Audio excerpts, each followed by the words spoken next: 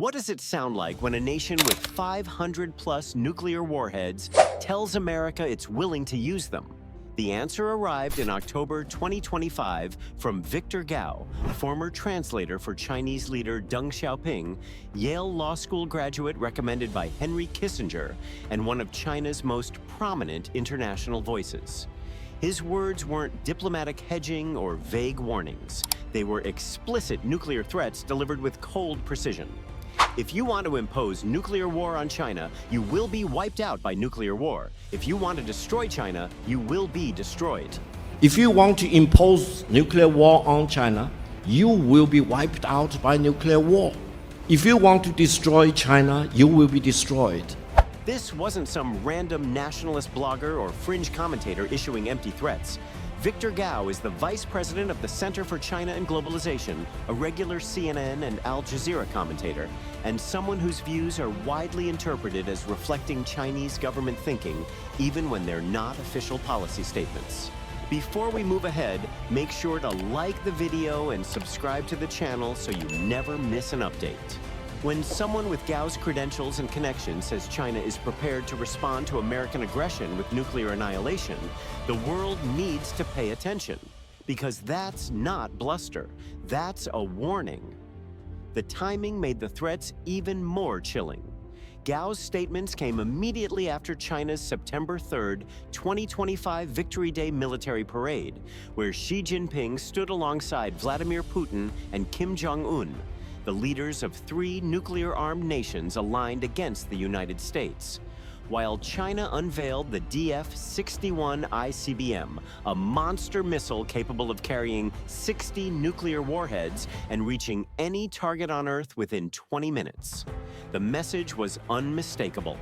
China has the weapons, has the will, and has the allies to wage nuclear war if America pushes too far. Victor Gao, the man behind the warning. Before we dismiss this as provocative rhetoric, we need to understand exactly who Victor Gao is, because his background gives his words weight that random nationalist commentary doesn't carry. From 1983 to 1988, Gao served as English translator for Deng Xiaoping, China's paramount leader who opened China to the world and transformed it from isolated communist backwater into emerging economic superpower. Working as translator for China's supreme leader for 5 years means Gao was in the room for confidential discussions, diplomatic negotiations, and strategic planning sessions that shaped modern China. He witnessed firsthand how Chinese leadership thinks about national security, economic development, and China's relationship with the United States. Henry Kissinger, the architect of U.S.-China rapprochement, personally recommended Gao to Yale Law School, where he earned his JD and became part of the American foreign policy establishment, even while maintaining deep connections to Chinese leadership. This dual positioning, educated in America's most elite institutions connected to China's highest leadership, makes Gao uniquely positioned to communicate Chinese thinking to Western audiences. His post-government career included serving as vice president for Morgan Stanley Asia and general counsel for CNOOC, China National Offshore Oil Corporation, giving him extensive business and legal experience navigating U.S.-China economic relationships. He's not a military officer or Communist Party ideologue. He's a sophisticated international lawyer and business executive who understands American thinking because he was educated there and worked with American institutions for decades. Today, as Vice President of the Center for China and Globalization, Gao is a regular commentator on CNN, Al Arabiya, and other international media, explaining Chinese positions and perspectives to global audiences. When he speaks, Western media and policymakers listen because they know he's connected, informed, and often reflecting views that Chinese officials want communicated without making them official government statements. The September 3rd parade, when China showed its nuclear hand. Gao's nuclear warnings didn't emerge from a vacuum. They followed China's most aggressive military display in decades.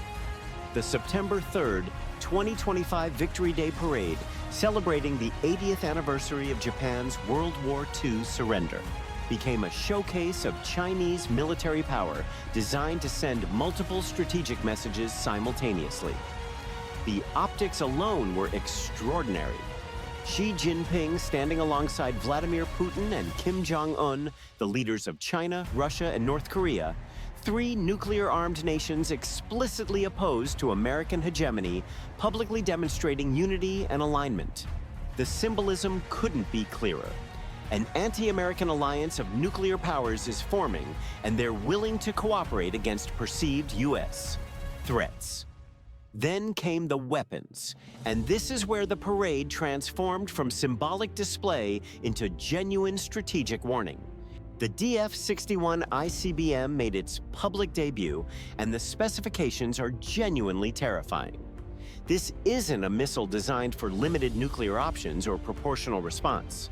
The DF-61 is built for nuclear annihilation, capable of carrying 60 individual warheads plus one hydrogen bomb, with sufficient range to hit any target globally within approximately 20 minutes. Think about what 60 warheads means. Traditional ICBMs carry 1 to 10 warheads. The DF-61 carries 60, meaning a single missile can simultaneously strike 60 different American cities or military installations. U.S. missile defense systems are designed to intercept limited numbers of warheads. They cannot reliably stop 60 warheads from a single missile, especially if some are decoys designed to overwhelm defensive systems. The parade also showcased China's nuclear triad for the first time publicly. Land-based ICBMs like the DF-61, submarine-launched ballistic missiles, SLBMs, and strategic bombers capable of delivering nuclear weapons. Only the United States and Russia have traditionally maintained complete nuclear triads. China's public display demonstrates they've achieved technological parity in nuclear delivery systems, meaning they can launch nuclear strikes from land, sea, and air, ensuring survivability even if one leg of the triad is destroyed in a first strike. The strategic message embedded in the parade was clear. China possesses the nuclear weapons and delivery systems to devastate the United States. They're willing to showcase this capability publicly rather than maintaining strategic ambiguity.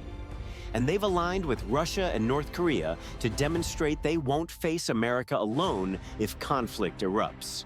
Victor Gao's nuclear warnings came immediately after this parade, essentially providing the verbal translation of the visual message China just sent to the world. The exact words, breaking down the threats. Let's examine Gao's specific statements because the phrasing reveals sophisticated understanding of nuclear strategy and deliberate escalation ladders. If you want to have war, you will get war. This is the opening salvo, broad, encompassing, conventional, and nuclear conflict. The phrasing puts responsibility for war entirely on American actions. If you want, frames America as the aggressor making conscious choices that will trigger Chinese response. It's not we're seeking war or war is inevitable. It's if America chooses war, China will respond. If you want to impose nuclear war on China, you will be wiped out by nuclear war. Now the threat becomes explicitly nuclear. The phrase impose nuclear war on China suggests Gao is responding to American nuclear strategy discussions, possibly references to preemptive strikes or first-use doctrines. You will be wiped out is unambiguous, not damaged, not suffer casualties, wiped out. Complete destruction. This threatens mutual assured destruction and possibly suggests China believes it could inflict disproportionate damage even if America strikes first. If you want to destroy China, you will be destroyed. The symmetry here is deliberate. Destruction for destruction, annihilation for annihilation. The phrasing removes any possibility of limited nuclear options or proportional response. If you want to destroy China, meaning existential threat to the Chinese nation or state, you will be destroyed, meaning America faces identical fate. This is MAD, Mutual Assured Destruction Doctrine, stated explicitly. China will not fire the first shot, but won't allow you to fire the second one. This is perhaps the most strategically significant statement. Won't fire the first shot maintains China's official no first-use nuclear policy, claiming China won't initiate nuclear war. But won't allow you to fire the second one is a threat of immediate, overwhelming retaliation that prevents any follow-up strikes. This suggests launch-on-warning doctrine. China might strike immediately upon detecting American missile launches rather than waiting to confirm strikes, creating hair-trigger nuclear postures that increase accidental war risk. The December 2025 escalations. Why tensions are boiling. Gao's October warnings weren't issued in peaceful times. They came as U.S.-China relations deteriorated to levels not seen since the 1950s Korean War. Multiple simultaneous crises are pushing both nations toward confrontation. Trade war escalation reached absurd levels. The U.S. imposed 145% tariffs on Chinese goods, essentially making Chinese imports economically non-viable in American markets. China retaliated with 125% tariffs on American products. This isn't normal trade negotiation, it's economic warfare designed to inflict maximum damage on the other side's economy, regardless of self-inflicted harm. The verdict: when nuclear powers play chicken. Victor Gao, former translator for Deng Xiaoping, Yale law graduate, sophisticated international voice, told America that attempting to destroy China would result in America's destruction. He issued these warnings immediately after China showcased the DF-61 ICBM, capable of striking 60 targets simultaneously, and displayed its complete nuclear triad alongside allies Russia and North Korea. This wasn't abstract deterrence theory. This was explicit threat. If you want to impose nuclear war on China, you will be wiped out by nuclear war. China possesses the nuclear weapons and delivery systems to make good on that threat. The U.S. possesses far more nuclear weapons and could inflict greater damage. But in nuclear war, winning is meaningless because both sides face annihilation. U.S.-China tensions continue escalating over Taiwan, trade, and territorial disputes. And prominent Chinese voices are issuing nuclear warnings that reflect genuine strategic thinking about how China would respond to American military pressure. If this analysis of China's nuclear threats opened your eyes to how close we might be to catastrophic escalation, hit that like button and subscribe for coverage of the tensions that could define our future. Drop a comment. Can the U.S. and China avoid conflict, or is escalation inevitable? Let's discuss.